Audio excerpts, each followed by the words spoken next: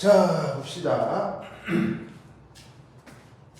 자, 아까까지 주로 했던 내용이 그 극성 분자간 인력하고 분산력에 대한 거였죠. 그래서 그 얘기를 종합할 수 있는 문제가 있어서 한번 살펴보려고 해요. 자, 문제에는 뭐가 나와 있냐면 우선 HCl하고 F2라고 하는 어떤 비교 대상이 나와 있습니다.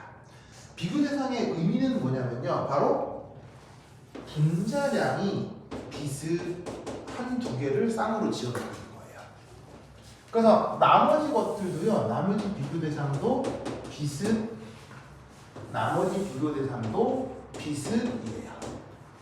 알겠죠? 그래서 비교 대상이 세 쌍이 있는데 그 세 쌍에서 전부 다 분자량이 다 비슷한 거예요. 오! 그러면 분자량이 비슷하면 결국 뭐도 비슷하다는 얘기겠어요? 분산력도 뭐 하다는 얘기죠? 비슷하다는 얘기죠.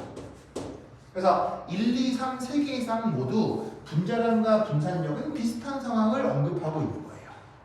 무슨 말 알겠죠? 그런 제한 조건에서 HCl과 F2의 차이가 뭐냐?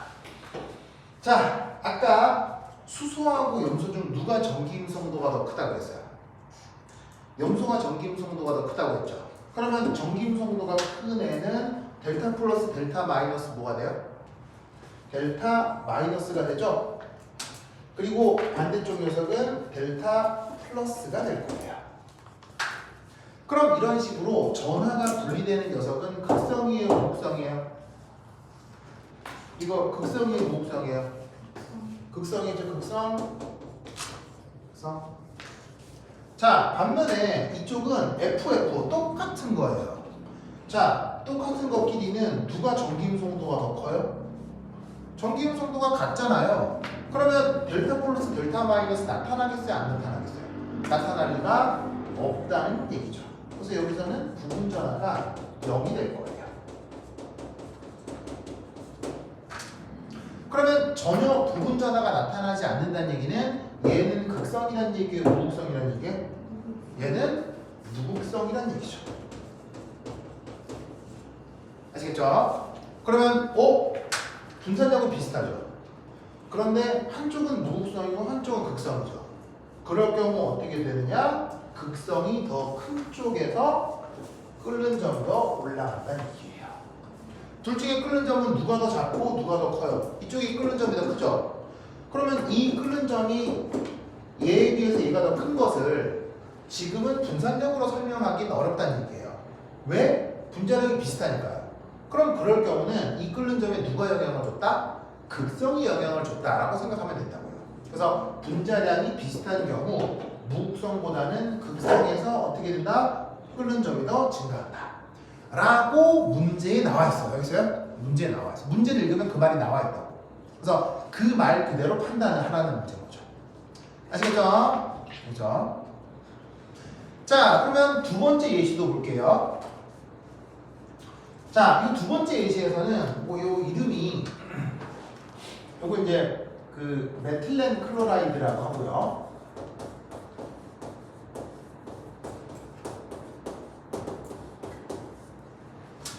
자, 군열아, 얘 이름은 뭐였죠? 아, 얘는 아까 이름이라고 했는데 얘는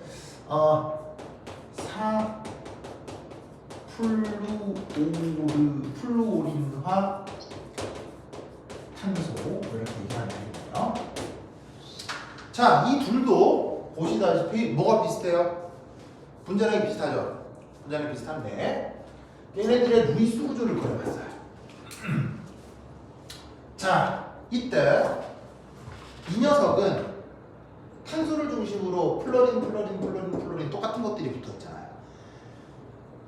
그죠? 그러면 이 네 개는 똑같은 게 붙어있기 때문에 이 녀석은 극성이겠어요? 무극성이겠어요? 얘는 무극성이 된다는 거예요. 뭐랑 똑같이?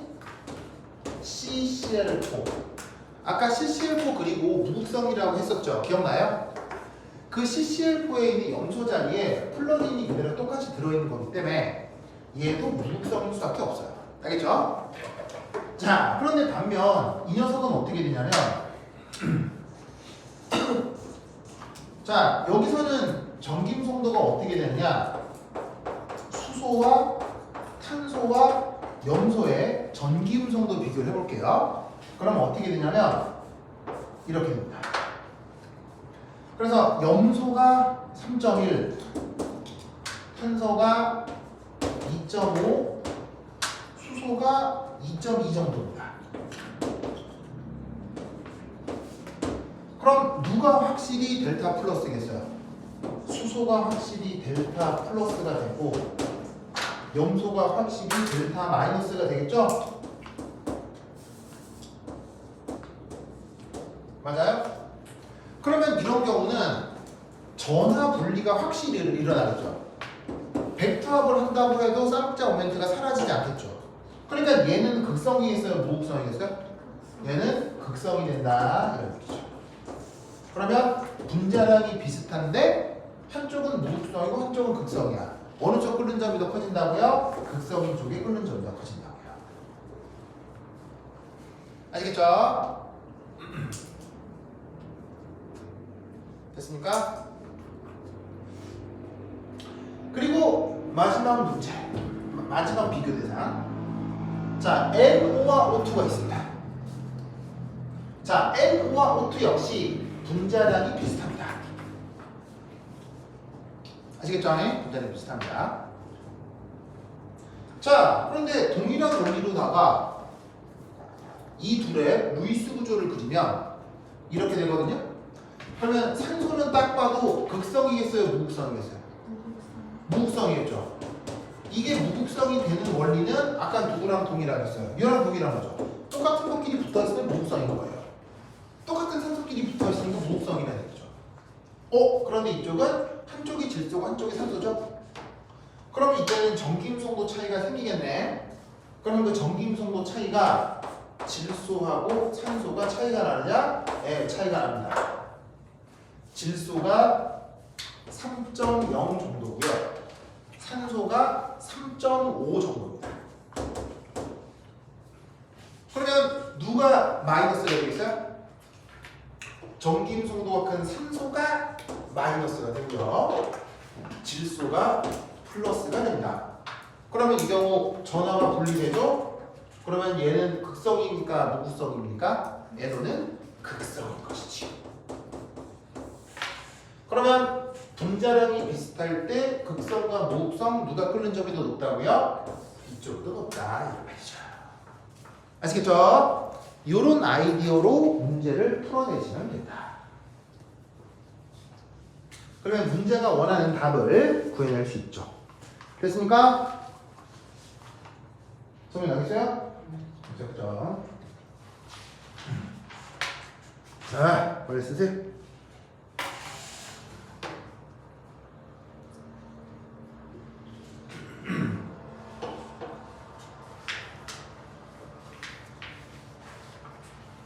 지훈 안 썼어요? 썼어요? 민정이 썼어요? 군현 썼어요? 군현 안 쓰고 있죠?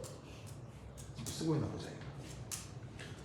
군현은 군현 쓰고 있어요?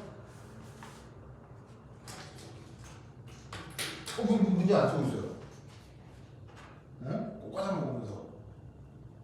아 진짜 숙제 그대로 있는데 이거. 엄마가 걱정하신단 말이에요. 오늘 퀴즈 잘 볼 수 있겠어요? 좋아. 자 우리 호영 다 썼어요? 성인 쓰고 있어요? 자 그러면 나온 김에 그 문제에 나와 있는 그 답이 아닌 것들에 대한 그 루이스 구조도 한번 그려볼게요. 나온 김에. 자 중간에 지워도 되겠어요? 중간 A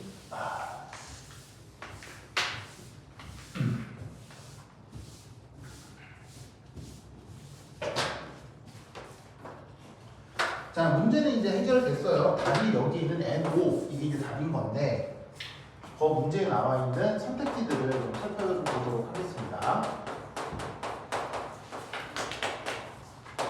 자 첫 번째 어떤 선택지가 나와 있냐면 우선 CO2.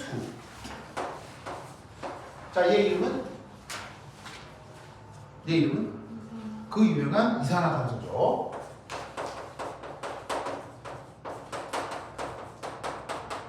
자, 그러면 이 녀석에도 루이스 구조가 있을 거 아니에요. 그럼 루이스 구조는 탄소산소가 이렇게 이중결합으로 붙어 있습니다. 이때도 전기임성도는 있을 텐데요. 탄소하고 산소를 비교하면 당연히 산소 쪽이 큽니다.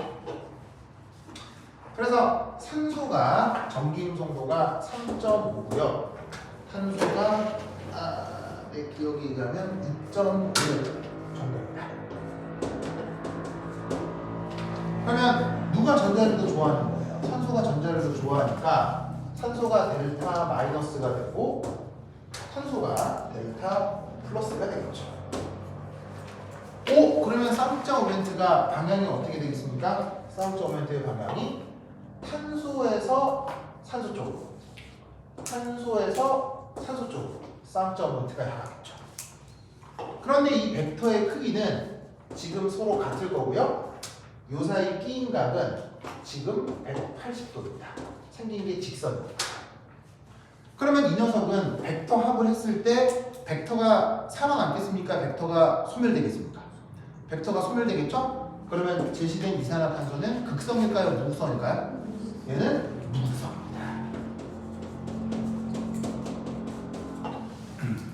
맞죠?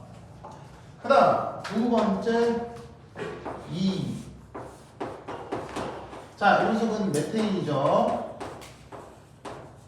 근데 이 메테인은 아까 그려봤어요. 극성이었어요? 무극성이었어요? 얘는 무극성이었죠. 아까 메테인 그려봤던 거 기억하시고요. 그 다음 3번에 N2. 자, 질소인데요. 루이스 구조가 질소 원자와 질소 원자 사이가 3중결합으로 나타나는 녀석입니다.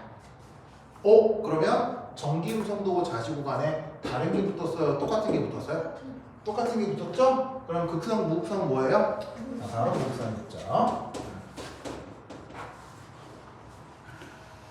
그 다음 나머지 선택지 5번 NF3라는 녀석이 있어요.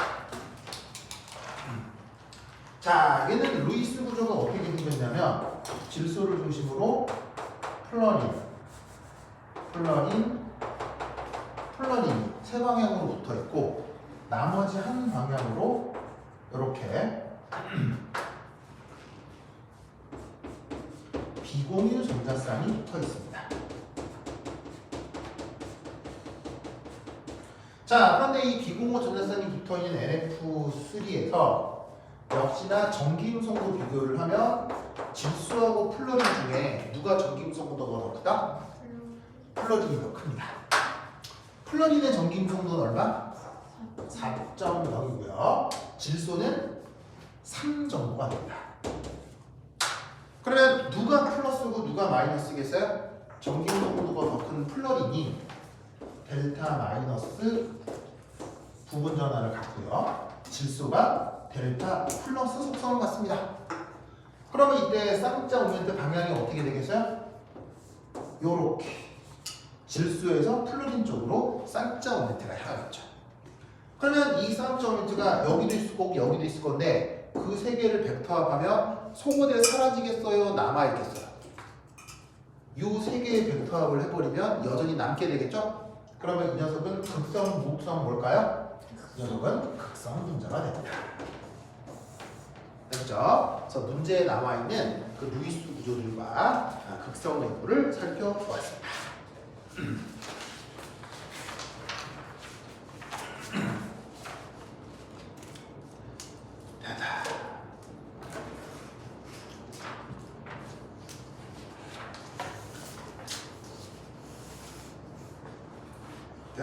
되다.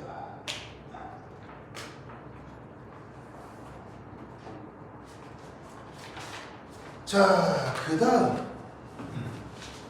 자, 마무리하세요. 마무리하시고.